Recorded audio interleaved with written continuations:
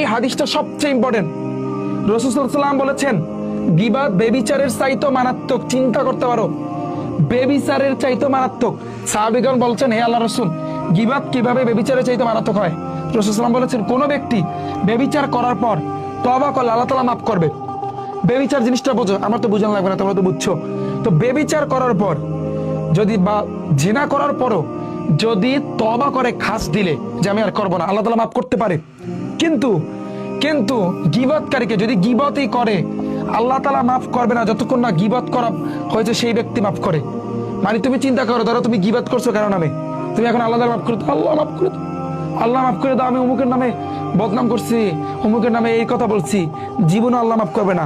তোমার যে ব্যক্তির নামে তুমি বদনাম করছো তারা যে বলতে হবে, ভাই আমি তো বদনাম করছি তোর নামে, আমার আল্লাহ রাস্তায় মাফ করে দিই। সে যদি মাফ করে, তুমি আল্লাহ মাফ করে দেবে। সে যদি বলে যে না মাফ করবো না, তোমার ক্ষমা নেই, এই শাস্তি ভোগ করতে হবে।